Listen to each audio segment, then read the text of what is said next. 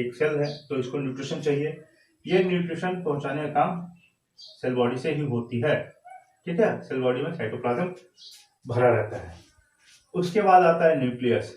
Nucleus का काम क्या है?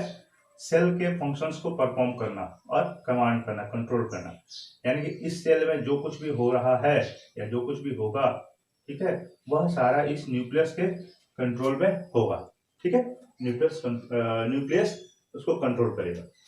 यहाँ से डेंड्राइट से सेंसेशन रिसीव हुआ, मैसेज रिसीव हुआ, ठीक है, और इस तरह से एक्सोन से वो आगे सेल बॉडी के होते हुए एक्सोन से आगे बढ़ता जाएगा, बढ़ता जाता है। फिर वो इन नर्व एंडिंग्स के थ्रू नेक्स्ट न्यूरॉन या नेक्स्ट पार्ट को डिलीवर कर दिया जाता है। यहाँ अगर डेंड्राइट दूसरा जुड़ रहा है, ठीक है, तो उस जंक्शन को कहते हैं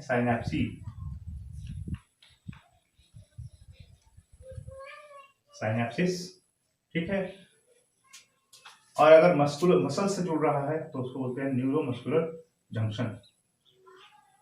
यह किसी भी एंड पे हो सकता है, यहाँ भी हो सकता है और वहां भी हो सकता है, या दोनों जगह हो सकता है, या एक जगह न्यूरोमस्कुलर जंक्शन हो सकता है और दूसरी एंड पे साइनेप्सिस हो सकता है, ठीक है। तो इस तरह से सेंसेशन रिसीव हुआ। अब सेंसेशन रिसीव होने के बाद सेंसेशन आगे बढ़ता जाता है और आगे इसको कर दिया जाता है नेक्स्ट न्यूरॉन को या नेक्स्ट ऑर्गन को। लेकिन अब सोचने वाली बात यह है कि सपोज हमारा बॉडी 5 फुट या 6 फुट का है और हमारे पैर के अंगूठे में कोई सेंसेशन हुई, कुछ चुभ गया या किसी चीज ने काट लिया, कोई भी सेंसेशन रिसीव हुई। अब वह इतने लंबे ब्रेन तक पहुंचने तक वह अगर हल्की फुल्की सेंसेशन हुई तो ब्रेन तक जाते हैं तो खत्म हो जाएगी सेंसेशन। तो मालूम होगा कि वहां कोई कुछ हो रहा है, कुछ काट रहा है, छोटी सी चींटी नहीं काट ली सपोज, तो उसने वो लगातार काटे जा रही है या फिर कट के ब्लीडिंग हो रही है, तो लगातार ब्लीडिंग होती जा रही है और ब्रेन तक मैसेज नहीं पहुंच रहा है। क्यों? क्योंकि इतनी दूरी ट्रेवल करते करते जो इम्पल्स है मैसेज का वो डेफिनेटली कम होना ही है। आप एक बैटरी यहाँ लीजिए और बैटरी से 10 मीटर की दूरी पर कोई इंस्ट्रूमेंट कनेक्ट कीजिए और अगर आपके पास वोल्ट मीटर है तो वहां मेजर कीजिए आपका वोल्टेज। अगर 12 वोल्ट की बैटरी है तो वो लगभग 12 वोल्ट ही होगी। लेकिन वही अगर आप 200 मीटर 300 मीटर दूर ले आएंगे कनेक्ट करके उसी बैटरी से, तो क्या वो 200 मीटर दूरी पर जो इलेक्ट्रिसिटी का इंटेंसिटी है वो सेम रहेगा? बिल्कुल नहीं, कम हो जाएगा, क्योंकि डिस्टेंस के साथ वो लॉस होता जाता है। उसी तरह से अगर पैर के अंगूठे पर कोई सेंसेशन हुई, 6 फीट या 5 फुट की डिस्टेंस ट्रेवल करते करते ब्रेन तक उसकी इंपल्स कम हो जा रही है, तो फाइनली होगा क्या? कभी कभी ऐसे कंडीशंस आएंगे कि अंगूठे पे वही ब्लीडिंग होती जा रही है या फिर कोई चीज काटे जा रही है और ब्रेन तक मैसेज नहीं पहुंच पा रही है। इससे बचने के लिए बॉडी ने एक मैकेनिज्म डेवलप किया है। अब होता क्या है, ये सेल बॉडी है और ये एक्सॉन है, ठीक है।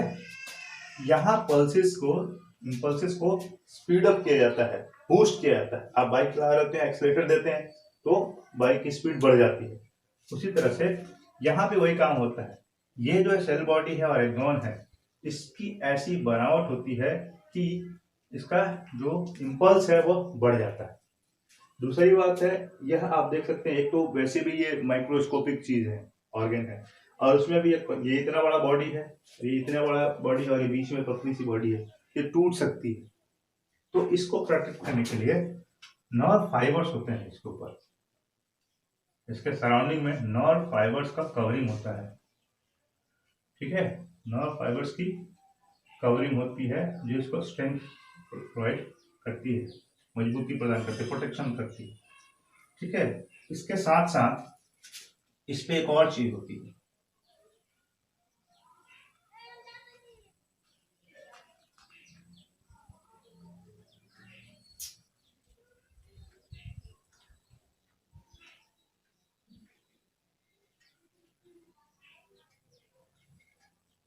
ये इस टाइप की एक मोटी गद्देदार बनावट होती है, ठीक है।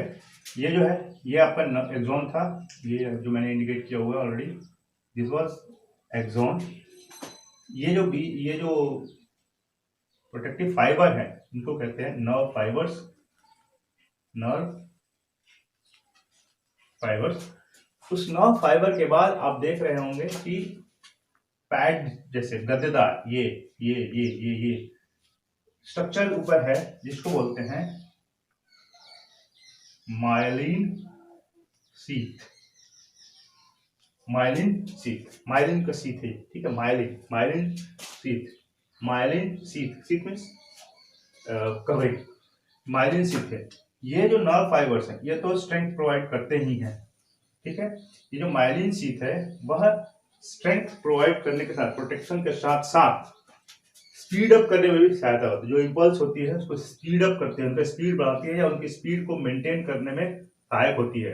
इसके साथ साथ यहाँ आप देख सकते हैं बीच में कुछ गैप है, देख रहे हैं, ये जो इसको यहाँ से मैं हटा के यहाँ मार्क कर रहा हूँ, ठीक है, कहीं कंफ्यूजन ना हो। ये जो गैप है, ठीक है, दो माइलिन शीथ के बीच में जो गैप है इसको कहते हैं नोड ऑफ रैनवियर,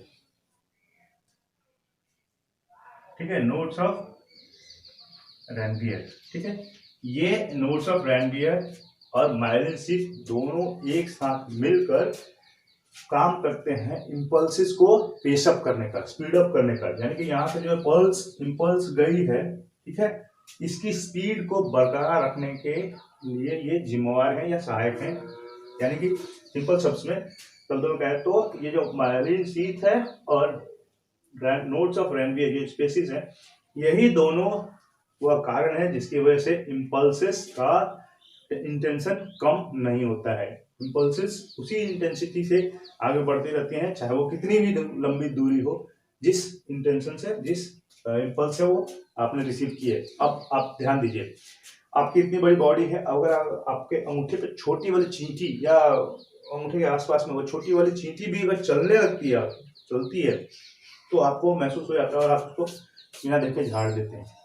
वो छोटी सी चींटी जिसका वजन आधे ग्राम से भी कम है और फिर उसके पैर उससे भी छोटे छोटे हैं, उसके बावजूद वो सेंसेशन जो है वह आप तक रिसीव हो जाता है। आपको मालूम हो जाता है कि वहाँ पे छोटी वाली चींटी चल रही है और आप आसानी से उसको झाड़ देते हैं। यह इम्पल्स जो है कम नहीं होता है, क्योंकि वो तो पहले ही हल्की इम्पल्स है, लेकिन बिना उसको डिस्टर्ब किए, बिना उसकी इंटेंसिटी को कम किए, उसी रफ्तार में आगे बढ़ाने का काम ये नोड्स ऑफ रैनवियर और माइलिन शीथ ने किया, जो कि अगले न्यूरॉन को रिसीव हो जाता है।